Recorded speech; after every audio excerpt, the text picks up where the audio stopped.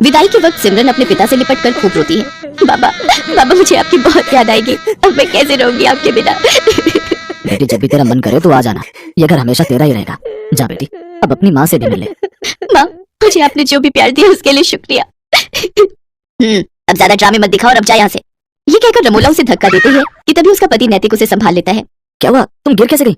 वो लहंगा पैर में अटक गया था, बस इसी वजह से। फिर सिमरन अपने मन में सोचती है, अच्छा हुआ माँ को धक्का देते हुए किसी ने नहीं देखा। मैं हमेशा माँ के प्यार के लिए तरसती रही, लेकिन उन्होंने मुझे कभी प्यार नहीं दिया। फिर सिमरन ब्याह कर घर आ जाती है। उसकी सास ने उसके स्वागत में गुलाब के फूल बिछाए होते हैं। साथ ही वो बड़े प्यार से उनकी आरती उतारती है और गिफ्ट में उसे सोने का हार देती है। ये ले मेरी प्यारी बहू, तेरा सगुन। बहू, अब से ये घर तेरा है और हम सब भी। तुझे कुछ भी चाहिए होगा या किसी काम में मदद चाहिए हो तो हमें कहना। अच्छा, अब तुम दोनों थक गए होंगे, थोड़ी देर आराम कर लो, बाकी की रस्में फिर करेंगे। शुक्रिया माँ जी। सिमरन नैतिक के साथ कमरे में चली जाती है और आराम करती है। फिर दिन के 1 बजे उसकी नींद खुलती है। ओह गॉड, कितनी देर हो गई, मेरी पहली रसोई की रस्म भी अभी बाकी थी। माँ जी तो बहुत गुस्सा करेंगी। सिमरन जल्दी से बाथरूम की तरफ जाती है, लेकिन बाथरूम से नहाकर निकल रहा नैतिक सिमरन से टकरा जाता है और सिमरन फिर गिरने वाली थी कि तभी वो उसे संभाल लेता है। इतने में उनके कमरे में सिमरन की सास कमला आ जाती है। अरे बच्चों, ये क्या कर रहे हो? कम से कम दरवाजा तो बंद कर लेते। माँ, ऐसा कुछ नहीं है, वो तो बस हम टकरा गए थे। कोई नहीं बच्चों, अभी तो तुम्हारे दिन है खेलने कूदने के। चलो अच्छा, अब तुम दोनों फ्रेश होकर नीचे आ जाओ, खाना लग गया है टेबल पर। माँ जी मुझे माफ कर दीजिए, मेरी आंखें नहीं खुली। कोई बात नहीं बेटी, मैं समझती हूँ, शादी की थकान होगी अभी शरीर में। अपनी सास की बात सुनकर सिमरन सोचती है, माँ जी ने तो मुझे बिल्कुल भी नहीं डांटा, लेकिन जब मैं अपने घर पर एक बार लेट उठी तो माँ ने क्या हाल कर दिया था मेरा। हे भगवान, सुबह के 9 बज गए और ये अभी तक सोई पड़ी है। इतने बजे तक सोती रहेगी? अरे घर के काम धाम नहीं करने क्या? तेरे पापा का टिफिन और घर की साफ सफाई कौन करेगा? चल अब उठ। माँ, मेरी तबीयत ठीक नहीं और बुखार सा भी लग रहा है। तू ऐसे नहीं मानेगी। रमोला बस भी करो, आखिर तुम कितना कठोर बनोगी मेरी बेटी के साथ। मैं जानता हूँ कि तुमने उसे जन्म नहीं दिया, लेकिन कभी तो उस पर झूठी ममता दिखा दिया करो। आप चुप रहिए जी, मैं जो कर रही हूँ इसकी भलाई के लिए कर रही हूँ। कल को ये ससुराल जाएगी, वहाँ बीमार होगी तो क्या वो इसका बहाना सुनेंगे? नहीं ना, अभी से इसे तैयार कर रही हूँ। ठीक है, लेकिन उस बेचारी के साथ जरा ठीक से पेश आया करो, आखिरकार वो हमारी इकलौती बेटी है। तभी नैतिक सिमरन से कहता है, सिमरन कहाँ खो गई? चलो तैयार हो जाओ। हाँ हाँ। कुछ देर बाद सिमरन तैयार होकर नीचे आ जाती है, जहाँ उसकी सास उसकी नजर उतारती है।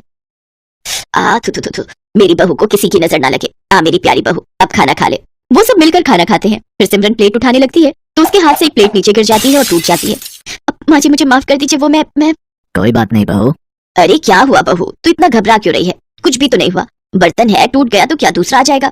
नहीं माँ जी, वो मैं सचमुच, मुझे माफ कर दीजिए। मैं बहुत गड़बड़ करती हूँ, मुझे मत जलाइए, मत मारिए। गरम जली, तूने ये नया कप तोड़ दिया, मेरा नुकसान कर दिया। अब देख मैं क्या करती हूँ। रमोला चूल्हे में से गरम लकड़ी निकालकर सिमरन के हाथ पर लगा देती है। सिमरन जोर जोर से चिल्लाती है, मत जलाइए मुझे, मत जलाइए। नैतिक जल्दी से सिमरन को गले से लगा लेता है। क्या हुआ, कौन जला रहा है तुम्हें? बहू क्या हुआ मुझे बता। माँ जी, एक बार मुझसे ऐसे किसी का कप टूट गया था तो उसने मुझे जला दिया था। लेकिन हम तुझे ऐसी कोई सजा नहीं देंगे। तू मेरे पास आ और मेरे गले लग जा। मेरी बच्ची, यूं घबराते नहीं। ऐसे दिन गुजरते हैं। कमला अपनी बहू को बहुत प्यार करती थी। वो उसे किसी भी गलती के लिए डांटती नहीं थी, वो उसे प्यार से समझाती थी। कमला अपनी बहू के लिए कुछ न कुछ खाने के लिए बाजार से लाती रहती या नए नए कपड़े उसके लिए बनवा देती। अपनी सास का ऐसा प्यार देख सिमरन की आंखें खुशी से भीग जाती थी। ऐसे ही एक रोज कमला सिमरन की पसंद का गाजर का हलवा बनाती है और उसे अपने हाथों से खिलाती है तो सिमरन की आंखों से खुशी के आंसू बहने लगते हैं। ये देख कमला सिमरन से कहती है, बस बहू बहुत हुआ, मैं जब भी तुझे ज्यादा प्यार देने की कोशिश करती हूँ तो तेरी आंखों से आंसू बहने लगते हैं। आखिर क्या बात है बेटी, अपनी माँ समान सास को नहीं बताएगी?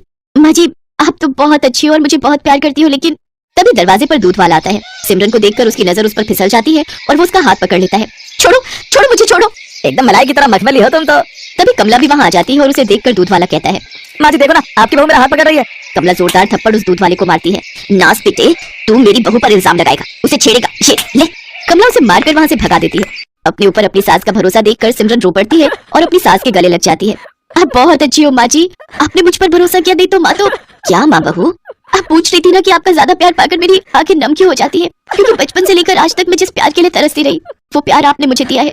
जब मैं 6 महीने की थी तभी मेरी माँ गुजर गई थी। तब बाबा दूसरी माँ लेकर आए ताकि वो मुझे माँ का प्यार दे सके, लेकिन उन्होंने कभी मुझे माँ का प्यार नहीं दिया। और अब वो प्यार मुझे आपसे मिला।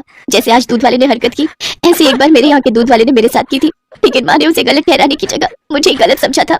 कोई बात नहीं बहू, आज से मैं तेरी माँ हूँ और रमोला बहन ने भले ही तुम्हें प्यार ना दिया हो, लेकिन एक यशोदा बनकर तुम्हें पाला तो है, तभी तो मुझे इतनी प्यारी बेटी जैसी बहू मिली है।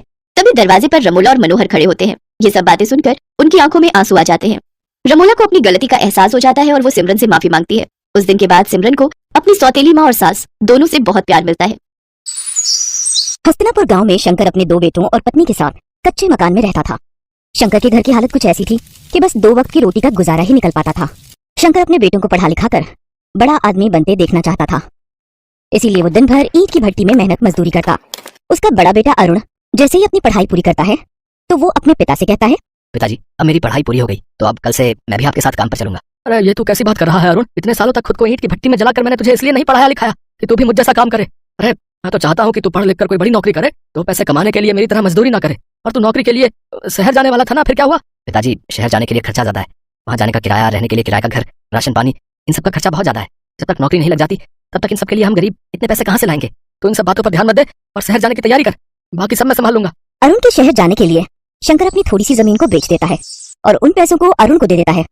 शहर पहुंचकर अरुण नौकरी की तलाश में जुट जाता है और 2 महीने बाद उसकी एक बड़ी कंपनी में नौकरी लग जाती है। उस कंपनी के मालिक की बेटी रिया वहाँ की मैनेजर थी। वो एक अमीर और घमंडी लड़की थी। अरुण का लंबा चौड़ा कद और गोरा रंग देखकर रिया उसकी दीवानी हो जाती है। ओहो वाओ, ये तो बिल्कुल मेरे टाइप का है, टॉल एंड हैंडसम। रिया उसके पास जाती है और बोलती है, हाय हैंडसम, न्यू ज्वाइनिंग, एम आई राइट? जी आज मेरी ज्वाइनिंग है, क्या आप मुझे बता सकती हैं मैनेजर जी का कैबिन कहाँ है? मैं इस कंपनी की मैनेजर हूँ और ये कंपनी मेरे डैड की है।